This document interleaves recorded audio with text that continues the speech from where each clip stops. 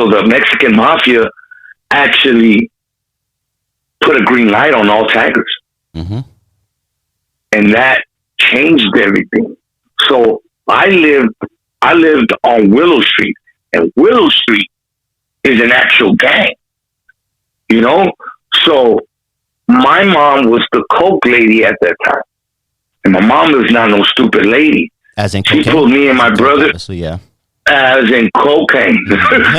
And sure she don't sell soda pops, y'all. Yeah, she would sell to these people, right? You know, to the older head. And she's like, I'm not stupid, guys. I want to have a serious talk with you guys, and I want to let you know that I know what you're doing. And it's not okay with me for one reason. If you jump in these niggas' gang, they're going to want me to give them a discount, and I ain't going to do that. Mm. So if you fear an ass kicking from them, you should really fear an ass kicking from me. Oh, damn. That's a way to keep you out of a gang. Shit. But I told my mom, who these motherfuckers? We used to beat them up in school anyways. You feel me?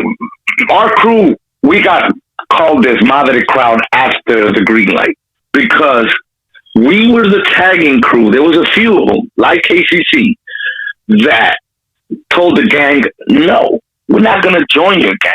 We're going to make our own gang. You know what I mean? And we didn't know what we were asking for at that time. Honestly, we were a bunch of teenagers. We didn't understand what being a gang was at that time because we were a crew. So we thought we had it figured out. But being in a gang is like being in the military. You got to be ready to die. Yeah. You know? Or to go to jail for the rest of your life. And you know what's crazy? I was talking to my coworker today about those years. And all I remember is the good times that I had with all my friends. And then once you start thinking about the good times, you think about all the fucked up things that happened. Because the green light was forced. It was either you become a gang or you join a gang. You had no ins and buts. You could not be a tagger anymore. You know, there was a few cats that slide through the cracks that still kept piecing, but in South Central LA, Long Beach, in those type of situations, there was no turning back. So I was there when the Willow Streets came to me. My friend Oscar, his brother, crack rest in peace, my homie Sipes, we were all chilling, drinking a 40 ounce, sharing a 40 ounce out of all things. You know, it was not like we had money to buy a 40 ounce for each. So here comes this big ass nigga that you know, the neighborhood, the movie Friday where there's a Debo. Yep. Well, there's pretty much a Debo in every fucking city, in every block. Well, the guy that looked like him, his name was Oso, so that should already tell you that's there. You know, and here he comes with two motherfuckers that I already know. I've fought with them. I've handled my shit with them. You know, over bullshit. You know, in the 90s, if something's popping off, you gotta handle it right there. And that's what my mom taught us. So I had a few fights with people, you know, trying to punk me or my brother. I didn't allow that. Me and my brother never allowed that, you know. So it comes these two cats that we were like, whatever, what the fuck they want, right? Also tells us that we have to join Willow Street and pretty much a clique. So this is what they told us. We're going to court in Crack and Kiki, and then Crack and Kiki are going to court all of y'all in. I'm looking at my big homie Crack, rest in peace, and I'm like, I ain't joining Willow. I even told him I kick my ass up and down every day. I ain't joining Willow. And I lived on Willow Street. You know what I mean? I lived on Willow Street where the gang is actually located. But only person I kept thinking about in my head was my mom. Yeah. You know? So my homie Crack, rest in peace, kind of like gave him also a smirk, like, please. And I've never seen my homeboy, rest in peace, man, Raul, cocked back that fist and laid out the biggest dude on the block. Damn. So that gave all the rest of us the energy to jump all three of them. We beat the living shit out of them and told them fools, y'all can't come on our block. So Willow Street was one block, but we hung out on the next block. That was Spring Block. See, the thing was with us, we were probably like 30, 40 deep, and half of our tagging crew was black kids. Mm. We were one of the crews that were mixed half and half. Right? So after we beat these kids up, next day we got to go back to school. So we were beefing with the crew called K&K. So here we go. We're walking to school. We see them at the Compton courthouse. But this time they're not yelling K&K at us. They're yelling tortilla flat. Oh, shit. So we're like, what the fuck? I ain't from the flat. So we beat these motherfuckers up. Us with some black kids that are our homies. So we beat them up on the way out of school. Everybody's trying to get us. The Willow Streets are trying to get us. The Flats are trying to get us. So the black kids that are in our tagging crew, their older brothers are Crips. And they, everyone's into street politics. So they found out that all these taggers are being courted into these Mexican gangs. And they were not going to have these black kids jump into a Mexican gang. So they all got courted into Santana Block Crips. Mm.